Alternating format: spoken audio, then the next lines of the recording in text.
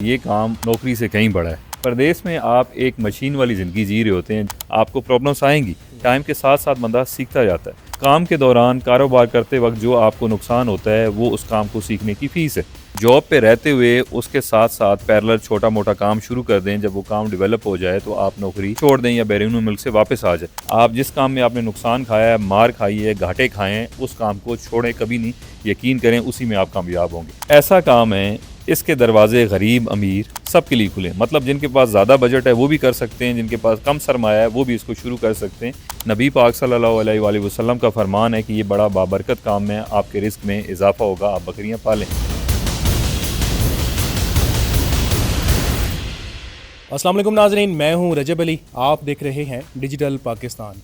नाजरीन, आज आपकी मुलाकात एक ऐसे पाकिस्तानी से करवाने जा रहे हैं कि जिन्होंने बैरून मुल्क लाखों रुपए की नौकरी छोड़कर पाकिस्तान के अंदर एक बिज़नेस शुरू किया जिसको गॉड फार्मिंग कहा जाता है।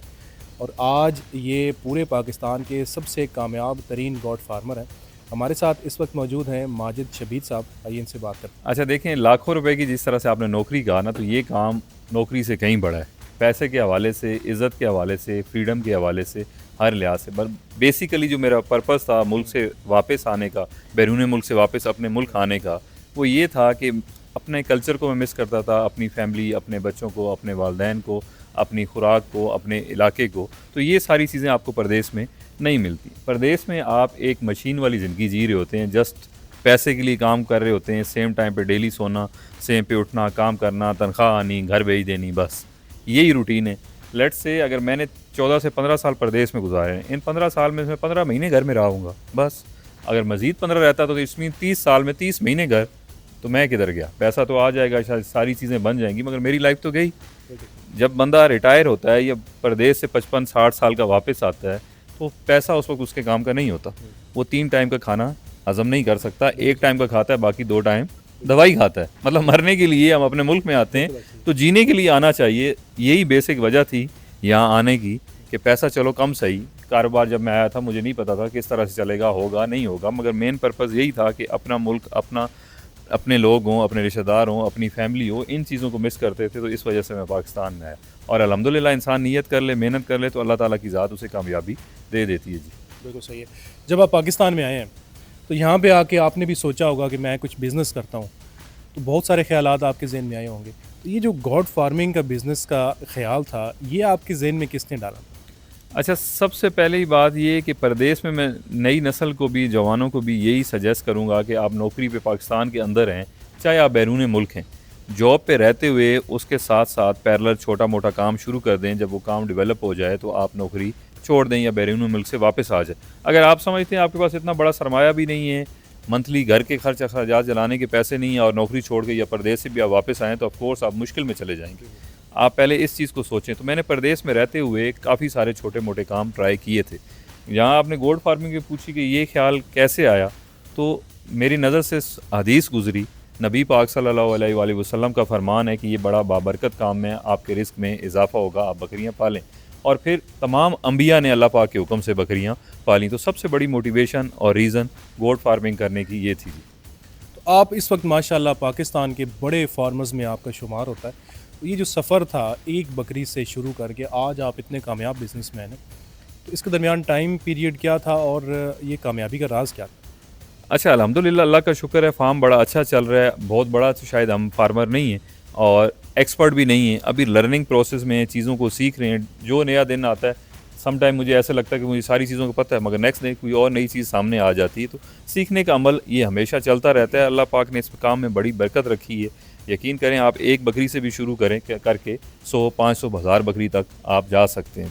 बाकी प्रॉब्लम्स आती हैं जब बंदे को काम नहीं पता होता। कोई भी आप गोट फार्मिंग नहीं, दुनिया का कोई काम भी आप कर लें, आपको प्रॉब्लम्स आएंगी। टाइम के साथ साथ बंदा सीखता जाता है। और जो नुकसान मुझे भी हुए, मैं कहता हूँ काम के दौरान कारोबार करते वक्त जो आपको नुकसान होता है वो उस काम को सीखने की फ़ीस है। जिस तरह से आप स्कूल यूनिवर्सिटी में फ़ीस देते हैं, ट्यूशन पढ़ते हैं, वो पैसे तो रिटर्न नहीं है ना, आप सीखने के लिए देते हैं। इसी तरह काम में फ़ेल होना, नुकसान करना, ये उस काम को सीखने की फ़ीस है।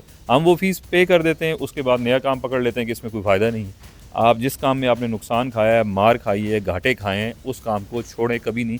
यकीन करें उसी में आप कामयाब होंगे। अगर आप एक जगह से दूसरी जगह जंप मारते रहे आप कभी कामयाब नहीं होंगे। बिल्कुल सही। इसका कोई सीज़न भी होता है बकरियों का कि ख़ास सीज़न हो उसमें सिर्फ आप रखें इसको पालें सेल आउट करें, या ये ऑल टाइम चल सकती है? नहीं जी, ऑल टाइम लाइव स्टॉक है ना, 12 महीने ज़ाहिर आप रखेंगे, ब्रीडिंग करें, आप बच्चे लें, आप सेल परचेज़ करें। बहुत सारे इसके मतलब सेक्शंस है, कोई ब्रीडिंग कर रहा है, कोई नस्ल के हिसाब से बेच रहा है, कोई इनका गोश्त बेच रहा है, हर तरह का काम है जी, जो आपको सूट करता है। कोई कुर्बानी के सीज़न के लिए बेचता है, कोई छोटे बच्चे पाल के बड़े करके बेच देता है। तो आप हर काम जो आपको सूट करता है आपके एरिया के हिसाब से, आपके बजट के हिसाब से, आप उस तरह से करें। क्या समझते हैं जो नया हमारा फार्मर है उसको अगर इस फील्ड में आना है तो कम से कम कितनी इन्वेस्टमेंट करे, कितनी बकरियों से वो काम शुरू करे कि वो एक कामयाब बिजनेसमैन बन सके? अच्छा, ये एक ऐसा काम है, इसके दरवाजे गरीब अमीर सब के लिए खुले हैं। मतलब जिनके पास ज़्यादा बजट है वो भी कर सकते हैं, जिनके पास कम सरमाया है वो भी इसको शुरू कर सकते हैं। इवन आप एक बकरी से भी, जिस तरह मैंने कहा, शुरू करके 500,000 बकरी तक जा सकते हैं। अब इन्वेस्टमेंट के दो तरह की इन्वेस्टमेंट मैं कहता हूँ होती है। एक इन्वेस्टमेंट है कि आपके पास बहुत सारा सरमाया हो, आप लगाएं, 4-6 महीने साल बाद आपकी अर्निंग शुरू हो जाए। अगर आपके पास सरमाया नहीं है तो आप टाइम इन्वेस्ट करें। टाइम इन्वेस्ट मीन आप 1-2 बकरियों से, 5 बकरियों से, 10 बकरियों से शुरू करें, साल 2-4 साल मेहनत करें, तो यही ग्रो करके आप एक बड़े फार्मर बन जाएंगे।